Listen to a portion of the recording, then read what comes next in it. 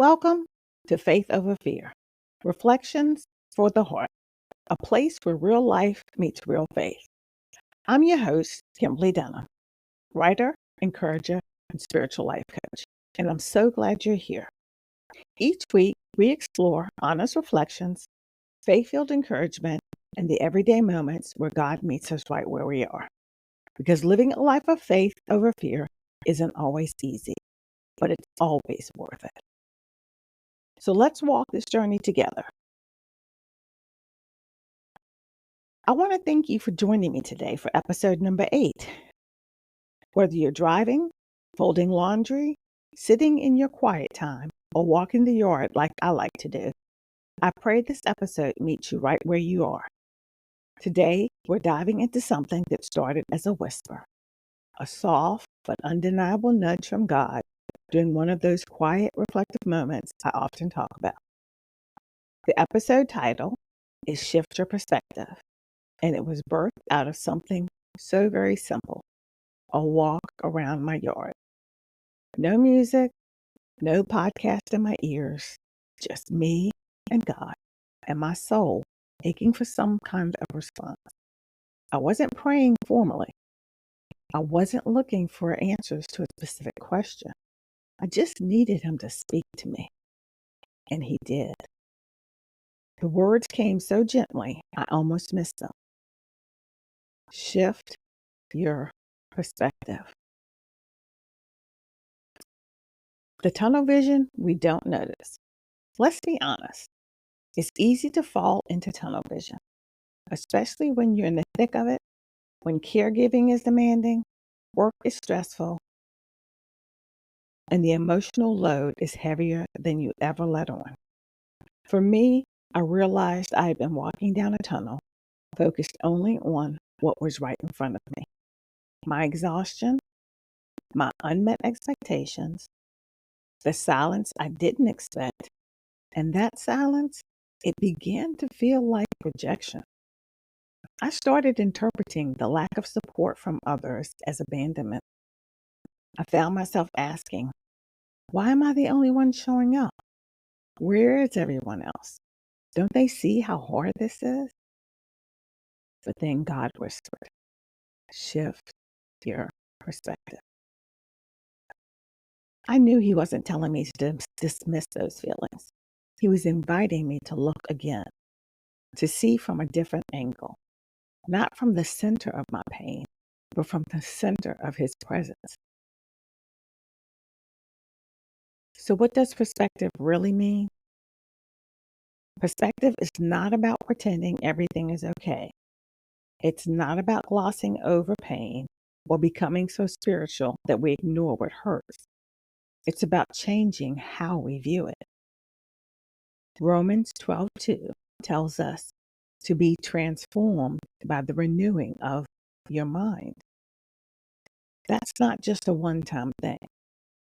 It's a daily, moment-by-moment invitation to think differently, to see differently, to trade our human assumptions for kingdom insight. God began showing me that the silence I was stewing in wasn't abandonment. It was a pause. And sometimes in the pause, he does his best work. He clears the noise so we can hear what really matters. He reminded me that my siblings aren't absent because they don't love my mother. They're carrying things I may never understand. They have their own struggles and battles. And maybe the support I hoped for didn't come in the way I imagined, but that doesn't mean it didn't exist. It just didn't match my expectations. Let's talk about expectations, the ones that we carry around often. Expectations can become idols. We start expecting people to show up in specific ways. And when they don't, we feel hurt, rejected, and unseen. But God challenged me to let go of what I thought I was entitled to and receive what was already there. I had to repent, honestly. I had to say, God, I'm sorry for trying to script how others should show love when I haven't even asked what they're carrying. In Philippians 2, verses 3 and 4, Paul writes, "Do nothing out of selfish ambition or vain conceit. Rather, in humility, value others above yourselves." That doesn't mean I disappear or deny my needs, but it does mean that I look with compassion before I leap to a conclusion. Let's talk about the danger of isolation. The isolation that I was in, the sitting in the silence, that's a dangerous place. It creates space for assumptions, resentment, and bitterness. And that's where the enemy works. He thrives in unspoken thoughts and unhealed wounds. I had started to spiral, replaying old conversations, assuming motives, building walls to protect myself from hurt I hadn't even confirmed was real. But God broke in, and He didn't give me a to-do list. He gave me a new lens. He said, shift. Shift how you see this. Shift how you respond. Shift from victim to vessel. Wow. Deep. So I looked at Jesus as my example for compassion. When Jesus walked the earth, He didn't just see needs. He saw hearts. He didn't ask people to prove their pain before He healed it. He moved with compassion. He led with mercy. And if we're called to be like Him, then maybe our first step isn't to demand help, but to offer grace. That was the biggest shift of all. What if instead of asking, "Why isn't anyone helping me?" I asked, "Who needs me to show up for them today?" And God's funny, because right after we had this little conversation, I received a real-time confirmation. Wouldn't you know it, that very night, my daughter called. She didn't even know what she needed. She called because she just felt off. And there it was, confirmation. God didn't just teach me something for myself. He entrusted me with a word that was meant to flow through me.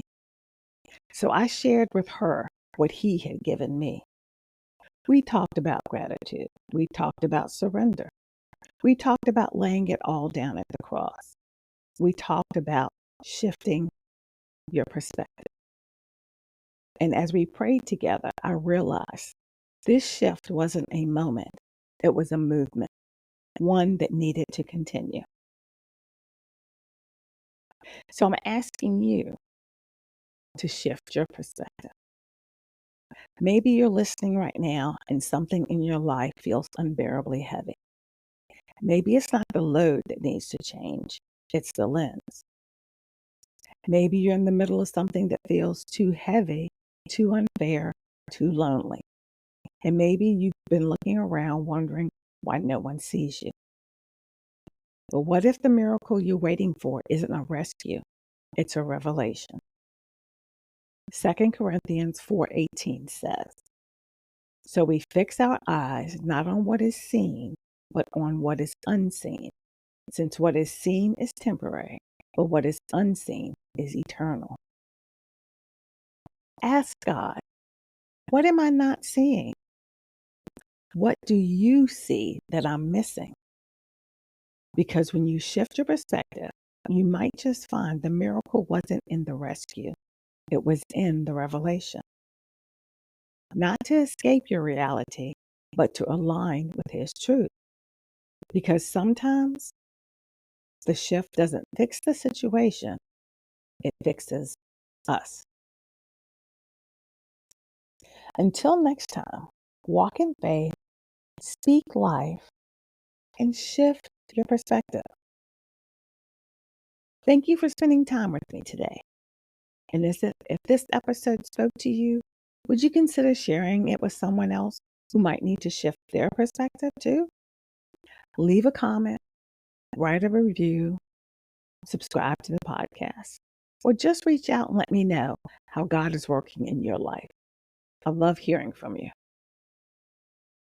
I hope you leave encouraged, reminded that faith really does overcome fear. One small step, one surrendered heart at a time. Stay rooted in His Word, anchored in His love, and confident that God is working in every part of your story. Take care, my friend, and until we meet again, may you always choose faith over fear.